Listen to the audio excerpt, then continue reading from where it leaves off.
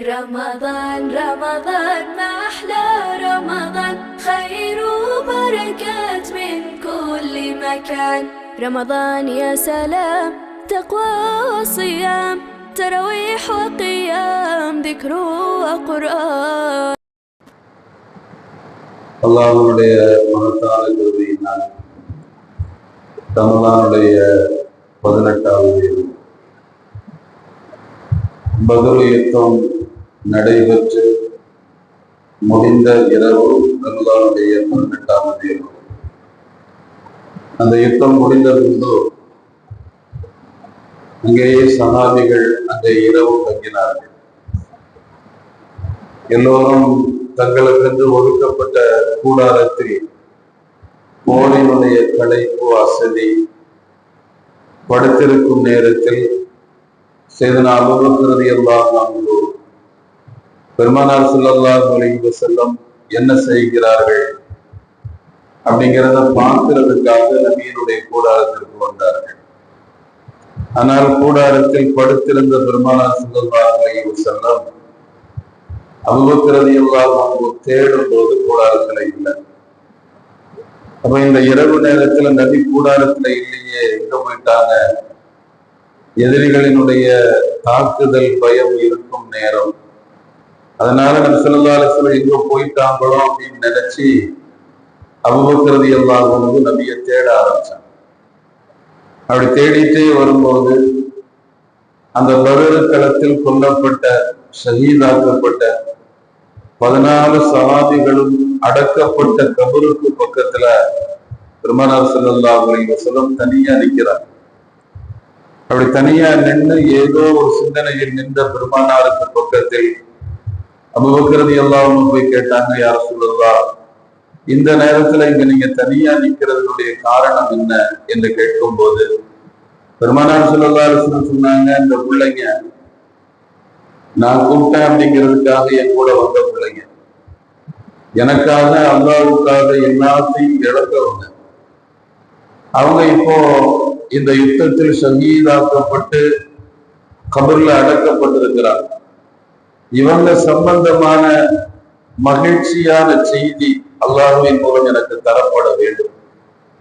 இந்த 14 பிள்ளைகளும் ஹயாத்தா இருக்கும் போது சொன்ன அல்லாஹ் அது உண்மையான அல்லாஹ் என்று இந்த உம்மத்திற்கு அல்லாஹ் தெரிவிக்க வேண்டும். இவர்களுடைய விஷயத்தில் ஒரு மகிழ்ச்சிகரமான செய்தியை அல்லாஹ் எனக்கு தர வேண்டும் என்கிற எதிர்பார்ப்பில் தான் நான் இங்க வந்து நிற்கிறேன் அப்படின்னா. கொஞ்ச நேரத்துல செய்தனா ஜிப்ரீல் அலைஹிஸ்ஸலாத்து வஸ்ஸலாம் ஒரு வசனத்தை கொண்டு வந்தார்கள். நபியே, ஃபலா தஹஸபன்ன அல்லதீன குத்திலூ ஃபீ ஸபீலில்லாஹ், அல்லாஹ்வுடைய பாதையில் கொல்லப்பட்டவர்களை அப்பாத்தா இறந்தவர்கள் என்று நீங்கள் எண்ணிக்கொள்ள வேண்டாம். பல் மாறாக ஹும் அஹ்யா, அவர்கள் ஹயாத்தோடு தான் இருக்கிறார்கள்.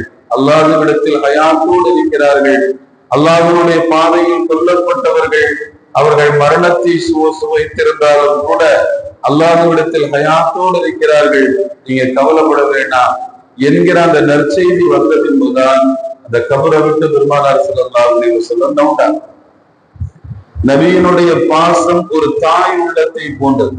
ஒரு தாய் தன்னுடைய பிள்ளை என்ன ஆனானோ, எப்படி இருக்கிறானோ அப்படிங்கிற ஒரு எதிர்பார்ப்பு உம்மாட்ட இருக்கும். அந்த எதிர்பார்ப்பை விட மேலான எதிர்பார்ப்பு பெருமானார் ஸல்லல்லாஹு அலைஹி வஸல்லம் அவர்களுடைய எதிர்பார்ப்பு.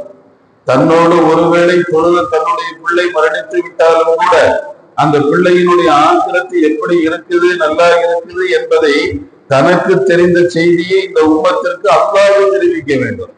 அல்லாஹ் தெரிவிப்பதில் தான் எனக்கு மகிழ்ச்சி இருக்கிறது என்கிற அந்த ஆதங்கத்தினுடைய வெளிப்பாடு. அதற்கு பின்பு மதீனாவுக்கு வந்தாங்க. மதீனாவுல வந்து எல்லோரும் அமர்ந்திருக்கிறார்கள். அந்த 14 நபர்கள் கொல்லப்பட்டவர்களில் ஒருவர் செய்தனா ஹாரிஸா ரலியல்லாஹு அன்ஹு. ஹாரிஸா ரலியல்லாஹு அன்ஹு பெரிய வயதான சஹாபி எல்லாம் இல்ல, ஏறத்தாழ 13ல இருந்து 14 வயசு. அவங்க சண்டைக்கெல்லாம் போகல. சண்டை நடக்கும் போது எதிர்த்தாப்புல நின்று ஒரு ஓரமா நின்று அதை பார்த்துட்டு நிற்கிறாங்க. அதை பார்த்துட்டு நின்னாங்க, அவ்வளவுதான். போர் செய்த சஹாபி அல்ல, போரினுடைய வயதும் அவங்களுக்கு இல்லை. அப்ப அந்த ஹாரிஸா திடீர்னு எங்கிருந்தோ வந்த ஒரு அம்பு அவங்களுடைய மேல பட்டு வஃபாத் ஆயிட்டாங்க, ஷஹீத் ஆயிட்டாங்க. அந்த ஹாரிசாவுடைய உம்மா ரசூலுல்லாஹ்ட்ட வந்தாங்க. வந்து சொன்னாங்க, யா ரசூலல்லாஹ், ஹாரிசாவுக்கும் எனக்கும் உள்ள தொடர்பு என்னன்னு உங்களுக்கு தெரியும். ஏன்னா ஹாரிசாவை விட்டா எனக்கு வேற பிள்ளை கிடையாது. எனக்கு இருக்கிறது ஒரு பிள்ளை தான், அதுவும் 13-14 வயசான பிள்ளை. அந்த பிள்ளை மேல எனக்கு ரொம்ப பாசம் இருக்கு. எனக்கு கணவனும் கிடையாது. என்னுடைய எதிர்காலம் என் பிள்ளை மட்டும்தான். அந்த பிள்ளையத்தான் உங்களுக்கு பணிவிட செய்யறதுக்காக நான் போருக்கு அனுப்பி விட்டேன். அந்த பிள்ளை இப்ப மௌத்தாயிடுச்சு. அந்த ஹாரிசாவினுடைய தொடர்பு என்னன்னு உங்களுக்கு தெரியும். அதனால அவர் ஷஹீதானாரு, சொர்க்கத்துல இருக்கிறாரு அப்படின்னு நீங்க சொன்னீங்கன்னா அஸ்பிரு, நான் பொறுமையா வீட்டுக்கு போயிருவேன். அல்ல இல்ல உன் பிள்ளை கஷ்டப்படுறாரு அப்படின்னு சொன்னா நான் என்ன பண்ணணும்? பிள்ளை மௌத்தா போனது நினைச்செல்லாம் எனக்கு வருத்தம் இல்லை. ஏன்னா அது பதில உங்களுடைய பணிபடிக்காக அதை அனுப்பி விட்டேன்.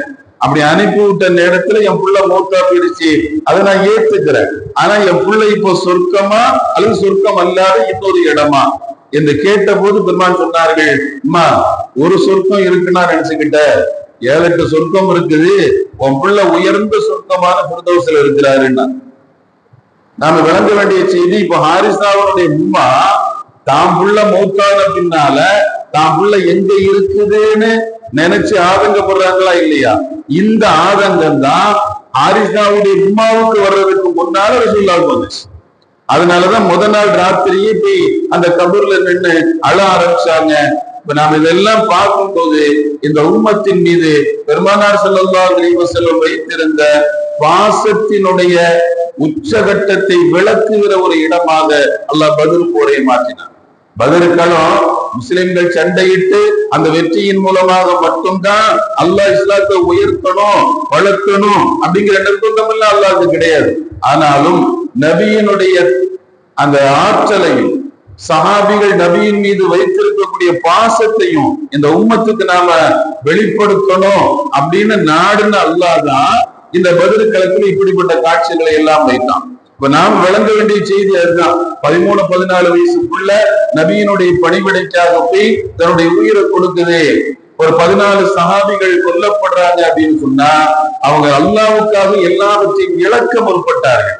பொதுவாகவே ஒருவர் அல்லாஹ்வுக்காக ஒன்றை இழக்க முற்பட்டால் அல்லாஹ் எல்லாத்தையும் அள்ளி அவர் கையில கொடுத்துருவான். அதான் அல்லாஹ்வுடைய வளமை. அல்லாஹ்வுக்காக ஏதாவது ஒன்றை இழக்கணும், இழந்துட்டோம் அப்படின்னு சொன்னா அவர் விரும்பாம இருக்கிறத கூட அல்லாஹ் என்ன செஞ்சிருவான், அள்ளி அவருடைய கையில கொடுத்துருவான். நமக்கு குர்ஆன் சொல்லக்கூடிய ஒரு வரலாறு இதுக்கு ஆதாரம். சுலைமான் அலைஹிஸ்ஸலாம் உலகத்தை ஆண்ட நபி, உலகம் ஃபுல்லா ஆண்ட நபி என்கிறதுனால எல்லா இடத்துக்கும் போகணும். அப்படி போகணும் அப்படிங்கிறதுக்காக வேகமாக செல்லக்கூடிய குதிரை எனக்கு வேணும்னு சொன்னாங்க. தன்னுடைய பணியாட்கள்கிட்ட சொன்னாங்க, பந்தய குதிரை ஏறி உட்கார்ந்த மின்னல் மாதிரி பறக்கணும், அப்படிப்பட்ட ரொம்ப உயர்தரமான குதிரைகள் எனக்கு தேவை, கொண்டு வாங்க அப்படின்னாங்க. சுலைமான் நபியினுடைய பார்வைக்காக அந்த குதிரைகள் வந்துச்சு மத்தியானத்துக்கு மேல. அந்த குதிரைகளினுடைய அழகு, அதனுடைய வேகம், அதெல்லாம் சுலைமான் அலைஹிஸ்ஸலாம் பார்த்துட்டே வந்தாங்க. ரொம்ப அற்புதமா இருந்துச்சு ஒவ்வொரு குதிரையினுடைய ஆற்றலும். அந்த அழகை எல்லாம் பார்த்துட்டே வரும்போது சூரியன் மறைய ஆரம்பிக்கும். சுலைமான் அலைஹிஸ்ஸலாம் அசர் தொழல, அந்த உம்மத்துக்கு அசரு கடமை, அவங்க அசர் தொழல. அந்த குதிரைகளினுடைய அந்த லைஃப், அந்த அழகுல அதை பார்த்துட்டே வந்து கொஞ்சம் விட்டுட்டாங்க, டைம் விட்டுட்டாங்க. சூரியன் மறைய போறத பார்த்த உடனே அல்லாஹ்வே நான் அசர் தொழலையே, அந்த சிந்தனை வந்த உடனே வேகமாக வாளை எடுத்து, குர்ஆன் சொல்லக்கூடிய வரலாறு, எல்லா குதிரைகளினுடைய காலையும் கருத்தையும் வெட்ட ஆரம்பிச்சாங்க. நீதானே என்ன தொலை விடாம தடுத்த, நீதானே என்ன தொலை விடாம தடுத்த, என்னுடைய ரப்ப நான் ஒழுங்கா தொழுறவன், ஆனா என் தொழுகைக்கு தடையா உன்னுடைய அழகு இருந்திருக்குல்ல, இந்த அழகு எதுக்கு அப்படின்னு எல்லாத்தையும் கடகடகடன் வெட்ட ஆரம்பிச்சார். வெட்டி முடிச்ச உடனே அல்லாஹ் அடுத்து சொல்றான், அவருக்கு நாம் காற்றை வசப்படுத்தி கொடுத்தோம். அப்ப காற்றை அவருக்கு நாம் வசப்படுத்தி கொடுத்தோம். ஏன்? அல்லாஹ்வுக்காக குதிரைகளை இழந்த போது குதிரையை விட வேகமா செல்லக்கூடிய காத்தை அல்லாஹ் அவருக்கு வசப்படுத்தி கொடுத்தான். அதுக்கு பின்னால சுலைமான் அலைஹிஸ்ஸலாம் எங்கேயாவது போகணும்னா ஒரு பெரிய சம்காலத்தை பெட்ஷீட்டை விரிப்பாங்க, விரிச்சிட்டு அதுல உட்கார்ந்துக்கிட்டு காத்துக்கு உத்தரவு போடுவாங்க, நான் ஜெருசலம் போகணும், தூக்கிட்டு போ அப்படின்னு. கண் சிமிட்டு நேரத்துல காத்து ஜெருசலத்துல கொண்டு உட்கார வைக்கும். அப்ப குதிரையை விட வேகமா பறக்கக்கூடிய போகக்கூடிய காற்று சுலைமான் நபிக்கு வசப்பட்டதற்கு காரணம், அவர் ஒன்றை இழந்தால் அல்லாஹ் அதை விட மேல கொடுத்தான். அப்ப இந்த நிலையத்தான் அல்லாஹ் விரும்புறான். அந்த விருப்பம் தான் பத்ர்ல முழுமையாக நடந்தது. எல்லாம் வல்ல ரப்பல் ஆலமீன் இறைவனுக்காகவே வாழக்கூடிய தௌஃபீகை தந்தல் புரிவானாக. வாஹிரு தஅவானா அல்ஹம்துலில்லாஹி ரப்பில் ஆலமீன். சுப்ஹானல்லாஹி வ பிஹம்திஹி சுப்ஹானக அல்லாஹும்ம வ பிஹம்திக அஷ்ஹது அன் லா இலாஹா இல்லா அன்த அஸ்தக்ஃபிருக வ அத்தூபு இலைக்.